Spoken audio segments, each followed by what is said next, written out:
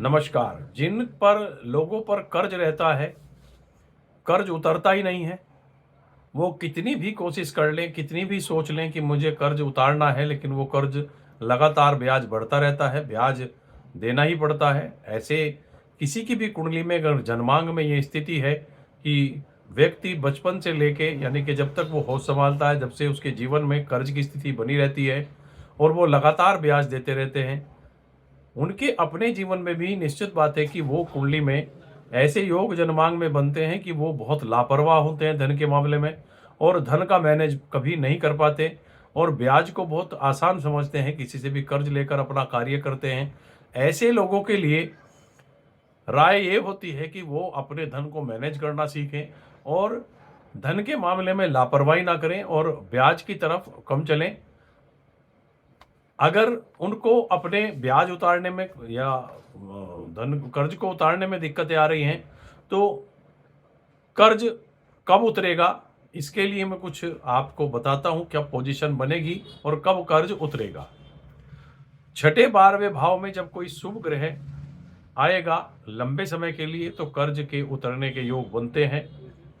दूसरे नंबर पर मंगल पर जब गुरु की दृष्टि पड़ती है, शुभ गुरु की दृष्टि पड़ती है, तो कर्ज के उतरने के योग बनते हैं। जब जन्मांग में ऐसी स्थिति आए तो निश्चित बात है कि कर्ज उतरता है।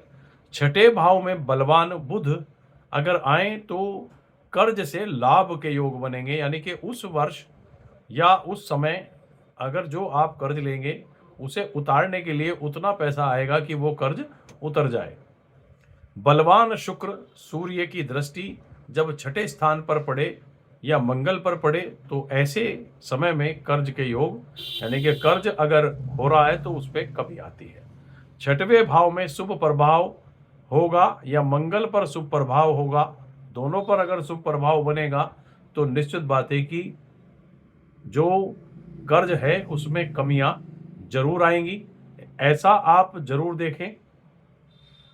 लेकिन जिनके जन्मांग में पूरी जिंदगी कर्ज के योग है तो उनके जीवन में ये लागू नहीं होता।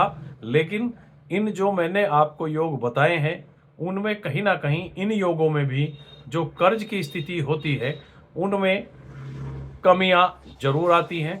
ऐसा आप देखेंगे तो आपको लगेगा कि ऐसा कुंडली में जब योग बनेगा तो ये कर्ज की स्थिति कम होगी।